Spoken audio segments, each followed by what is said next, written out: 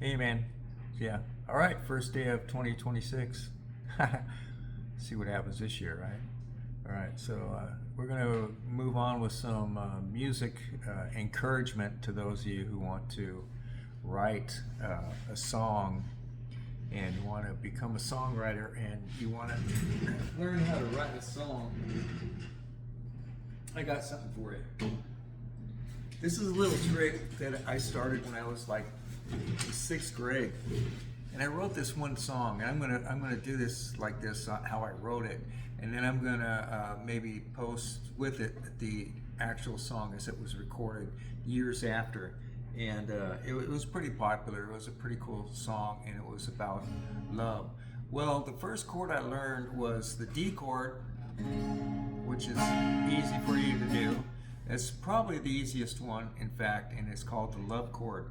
So, without going into a whole bunch of explanation, there's a lot of guitar teachers here on Facebook and YouTube and Instagrams and threads and all that stuff that you can learn to play and fingering and all that stuff. But the thing is you don't have to do a lot to write a song.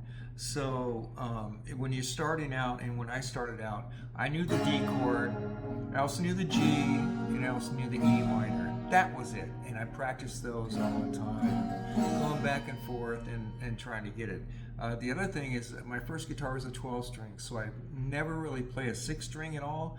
In fact, I use this as a Yamaha, and it's a 12 string Yamaha that's a stereo inputs, so I can run it through a couple different effects and get a lot more stuff out of it. But that's what came in time.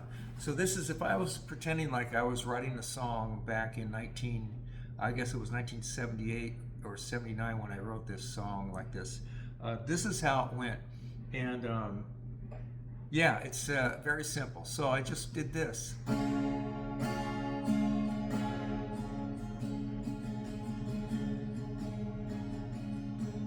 Your love is like a rose garden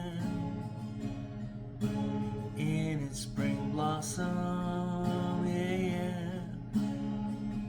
Your love is like the fruit at harvest, so sweet to devour.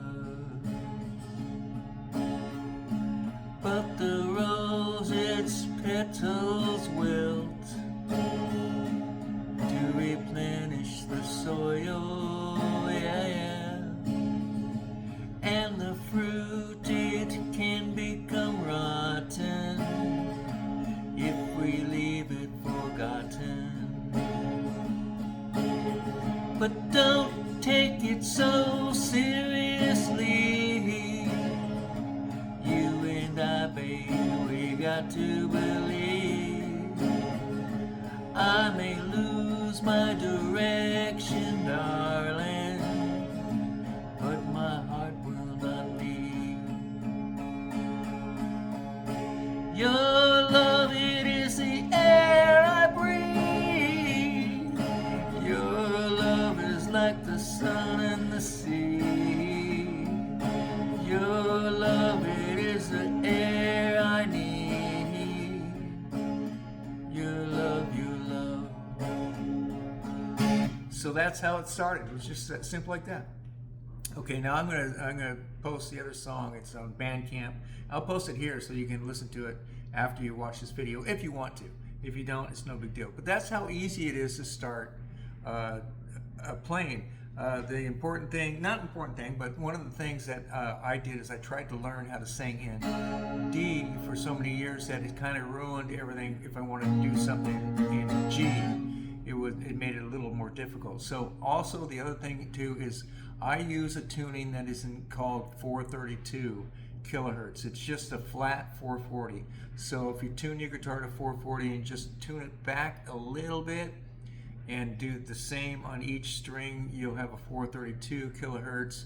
This is a little progressive for me to tell you right now, but if you use 432 kilohertz, that is the original Baroque type of tuning, which came, and all the tunings came from the European divisions of Germany and Austria and England and France. pretty much. And then in America, we applied the 440 tuning, thinking that it was cleaner and straighter. Here's a fact about that before I go on. The 440 tuning is now considered an aggressive tuning.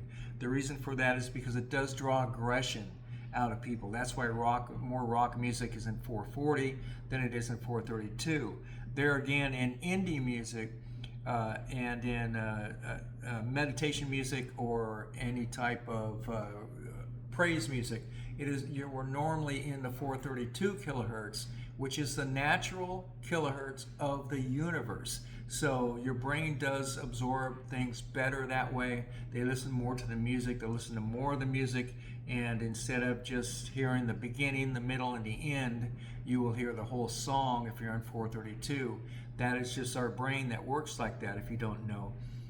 Most songs written are only written for a beginning, so you got to have a good beginning. Remember to have a good middle and a good ending, because that's all people remember when they're in 440 kilohertz, and that's just a fact of our brains, and you can't change that. So 432 is a better tuning. If you can learn how to do that, it's great. Get a tuner. You'll have a way to tune that to 432. But don't worry about that so much. Just go ahead and get on your guitar, find yourself a chord you like. Maybe it's a C chord, maybe it's a G chord, maybe it's a D chord, maybe it's an A chord, maybe it's an acorn. I don't know. Maybe there's a banana in the way, I don't know. But yeah, so listen to Rose Garden down below. You don't have to hear the whole thing, but this is how we recorded it in 1994. So, you know, my experience in 50 years of this business is I have songs all the way from the 1970s up to current. So, you know, trying to catch up with those is something I've been doing the last year, and I'll be doing that again this year. That's just my own personal thing. Otherwise, I got more information for you too. And so listen up, I'm gonna try to do one of these every day, and we'll see how it goes in that direction. All right. Link will be for Rose Garden will be right below. It's actually, if you want to know, it's tomtrapp.bandcamp.com. Look for /Rose Garden. In fact, if you just put it in, it's tomtrapp.bandcamp.com/Rose Garden. It'll probably go right to that song. So it's on there. It's on, boy, I don't know which one it is. Maybe the Poolside album. But you look through there, and you don't have to listen to all the songs that I have, just for that one. All right. So we'll talk to you tomorrow on the second day of 2026. Peace. Have a good